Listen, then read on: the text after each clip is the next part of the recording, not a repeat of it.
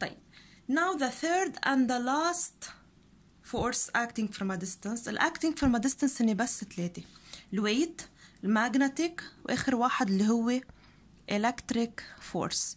هذا بختصره ب FE vector. بس هالثلاثة forces هن forces acting from a distance. كل object عنده weight. المagnetic قلنا إذا عندي 2 magnets أو magnet وiron. شو هو الالكتريك فورس؟ هو عبارة عن تشارجز. شو يعني تشارجز؟ إذا أنتم كنتم مضوين التي في وجيتوا قربتوا شعراتكم لحد شاشة التي في، بيعملوا يور هير، شعرات ايديكم أو شعر راسكم حيعمل اتراكشن لعند شاشة التي في. هذا الكتريك فورس صار عن مسافة صغيرة، بس قربتوا شعراتكم عمل اتراكشن.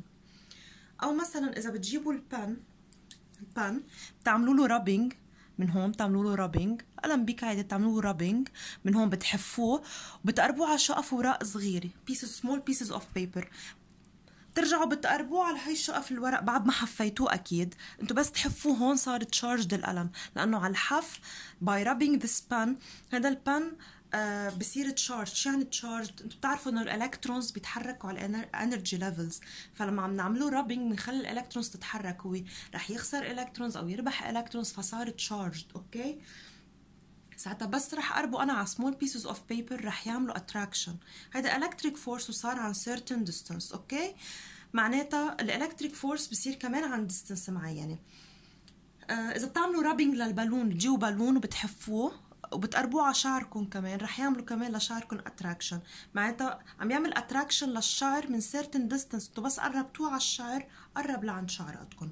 اوكي، هيدي هي الفكره. معناتها الالكتريك فورس كمان فورس اكتنج فروم ا ديستانس. ومثل الماجنتيك برسمه من السنتر اوف ذا اوبجكت لانه فورس اكتنج فروم ا ديستانس. وبدي انتبه كمان انه الاوبوزيتس اتراكت. شو يعني؟ يعني اذا حاطه بوزيتيف بوجه نيجاتيف بيعملوا اتراكشن، اما بوزيتيف وبوزيتيف او نيجاتيف ونيجاتيف بوجه بعض رح يعملوا ريبلجن. يعني اذا عندي تو تشارجز، هيدي تشارج تنقول هي بوزيتيف وهيدي تشارج هي بوزيتيف كمان، او نيجاتيف بوجهها نيجاتيف، شو رح يصير؟ من السنتر هو حيعملوا ريبلجن، هون كمان من السنتر ريبلجن، هو بيعملوا ريبلجن.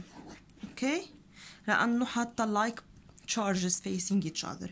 اما اذا حطيت انا positive facing negative، هون راح يصير في عندي attraction من السنتر الاتراكشن. هون صار عندي attraction بس حطيت opposite charges facing each other. so بالنسبه للفورسز acting from a distance هن بس 3: الويت، المagnetic والالكتريك. دايما we draw them or their point of application هي center of gravity of the object. الويت على طول برسمه vertically downwards، المagnetic والالكتريك حسب كيف بكون الاتجاه الماجنت او التشارج رود etc.